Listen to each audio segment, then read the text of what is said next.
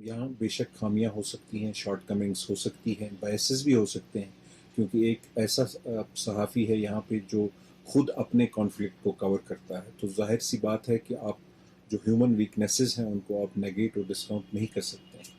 तो उसके बावजूद मैं समझता हूँ कि एक बैलेंस तरीके से काम किया है। हालांकि हर बार सरकार खुश नहीं थी हमसे, अस्करी तंजीमें जो मिलिटेंट ऑर्गेनाइजेशंस हैं वो हमसे खुश नहीं थी, लेकिन उसके बावजूद ये कारवां जो है ये चलता पड़ा।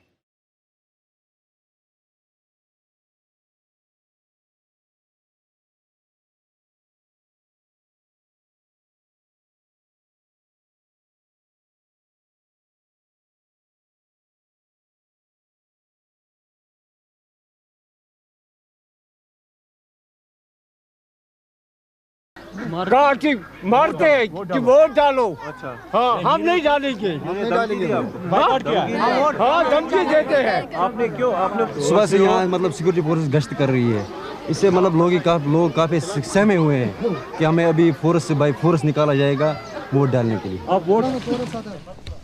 Boycott of elections was possible in 1989 because militancy had just taken birth in the Kashmir Valley. But the violent disruption of the polling exercise in some pockets of Srinagar constituency in April 2017 showed the people's resistance to the democratic process. The reality dawned on the nation after Kashmir said an emphatic no to elections. What is important to realize is that Kashmir has not been averse to any democratic process that helps address the political issue. The period between 2003 and 2007 stands testimony to the fact that Kashmiris believe in a process that is aimed at finding a solution to the problem. However, the past 8 years have shown that the centre only wants to make itself strong in Kashmir through the barrel of the gun.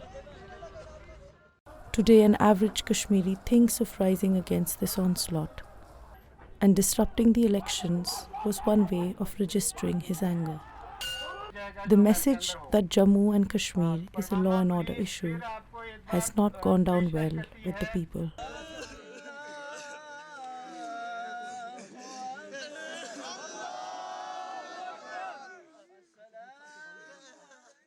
On May 4th, a few thousand troops threw a ring around 20 villages in South Kashmir's Shopian district. It was the first such show of strength in more than 1 decade against the militancy.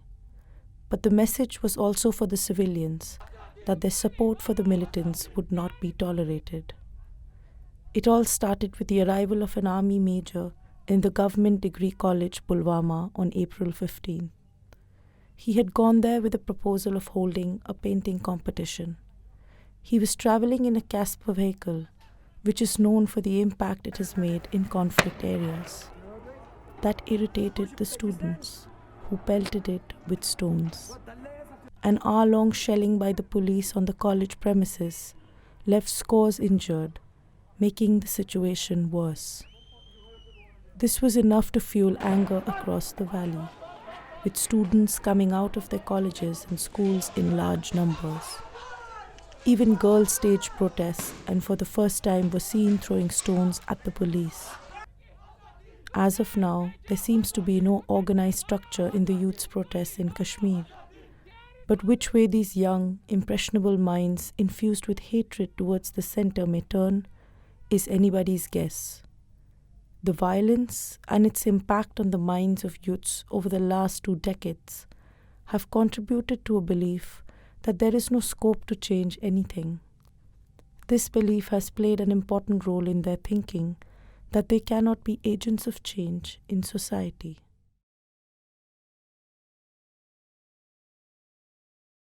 In 2015, a picture showing 11 Kashmiri youths posing with AK-47 rifles went viral on social media.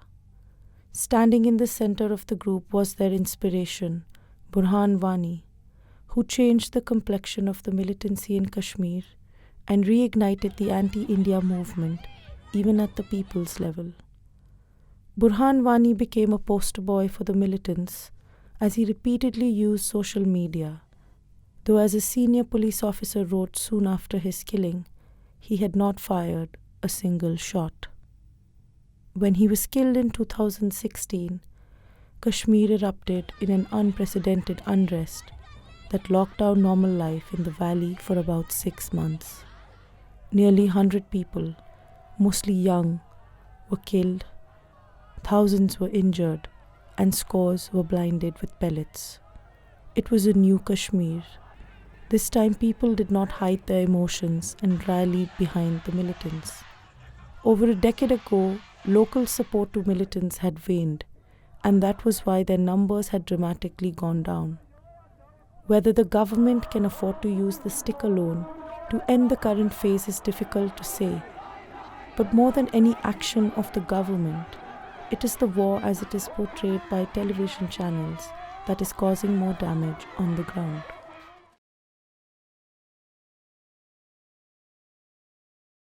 It's now confirmed that 7 Yatris have been killed and 12 injured. So that's the bad news.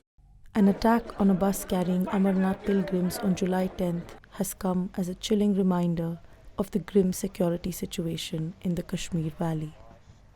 While the attack was projected as one aimed at triggering communal violence, the ground reality is that it is part of the larger security problem Jammu and Kashmir has been struggling with for the past few years.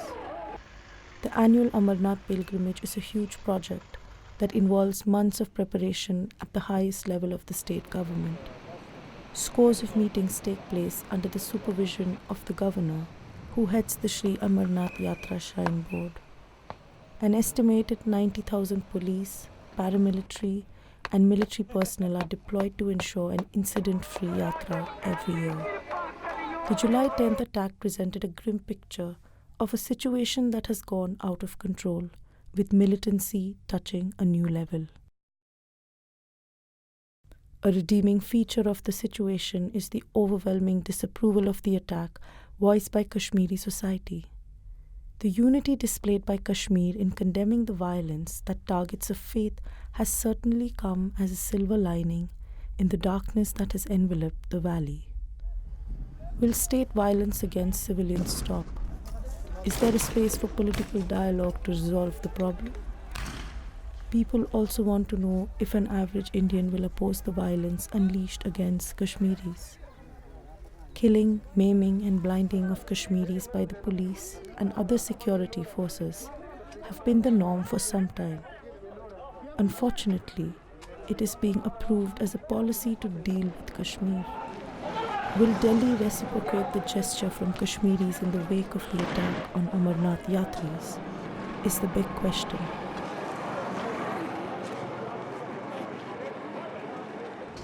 ये कोई अच्छी बात नहीं है। इस्लाम में या किसी भी जगह अगर किसी इंसान का खून बहता है तो पूरी इंसानियत का खून बहता है। हमें अफसोस है। मैं कंडोल करता हूँ उनके परिवारों के साथ।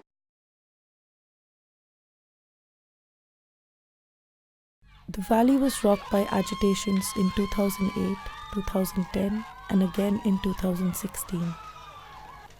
Now it seems ready for another battle, as the people fear that Article 35A, which has been challenged in court, must be saved and that its possible abrogation will have dangerous consequences for the valley.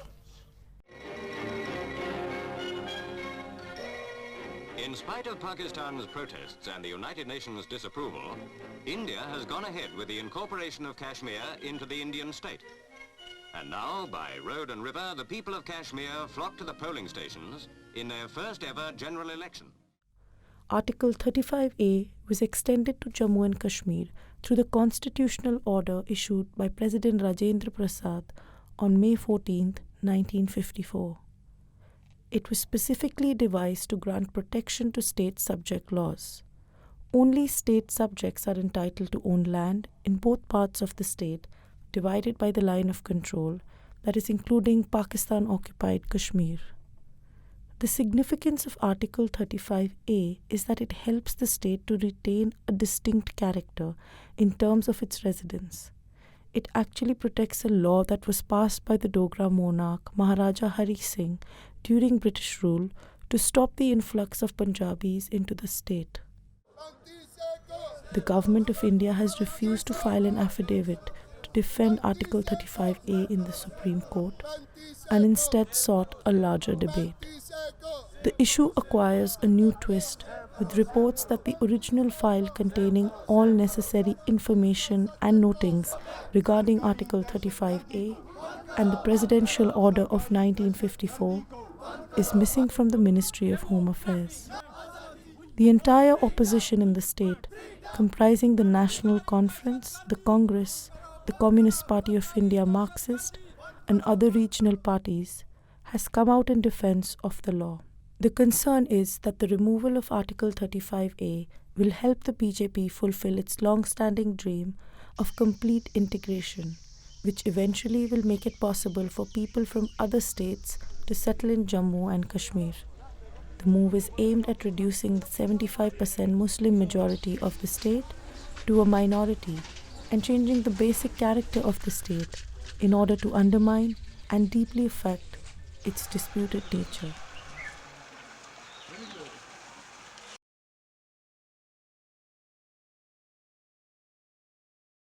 The Jammu and Kashmir government and the army have once again locked horns over the killing of civilians. It all started with the death of 2 young men who fell to bullets fired by the army's 10 Garhwal unit in Shopian district of South Kashmir on January 27. An army spokesman said that the soldiers fired after a mob of nearly 250 people threw stones at them. The tone and tenor of the press release issued by the defense spokesperson in Srinagar suggested that the soldiers opened fire because they thought they were about to be lynched and were terrified. This is not the first time that such a justification has been put forward for such a gut-wrenching incident. As usual, the state government ordered a magisterial probe. There is nothing new about a magisterial probe being ordered.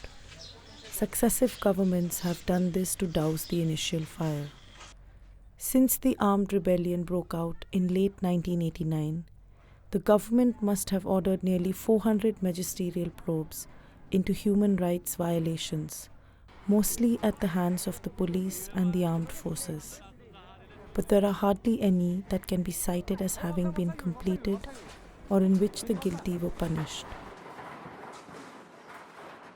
The call for revoking the Armed Forces Special Powers Act (AFSPA) has been growing louder with each passing day. In almost all cases, AFSPA has come in handy for the army to evade prosecution. Unfortunately, the army has made AFSPA a matter of prestige. The army has used the act as cover to shield its own from investigations. Even in civil courts, army officers choose to remain absent. For magisterial probes, they do not even respond to summons.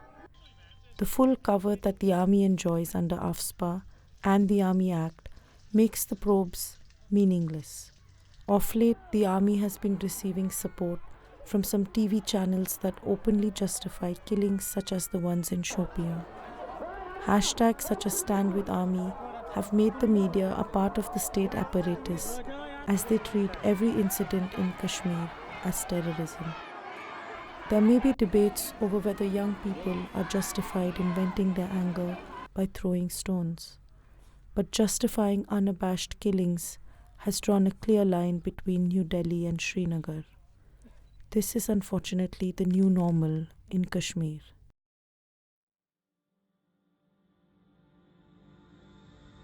The horrific rape and murder of an 8-year-old girl from the Muslim Gujjar Bakarwal community in Kathua district of Jammu and Kashmir has added to the festering problem of communalisation the state has been facing for a long time. Although the whole of Jammu did not rally behind those who in many ways tried to protect the perpetrators of the crime, the motive, the rape and murder of the minor, was to be used as a tool to harass the Gujjar Bakarwal community in the area and get rid of it. There has been animosity towards the Bakarwal community for a long time. The community members, who are mostly Muslim in these parts of Jammu, are a small minority in Kathua district. Hindu residents and Muslim herders regularly clash with each other, with Hindus alleging cow slaughter by Muslim herders and damage to their crops by the herders' livestock. The acrimony has led to several cases in local police stations, but this case was to be used to teach them a lesson once and for all.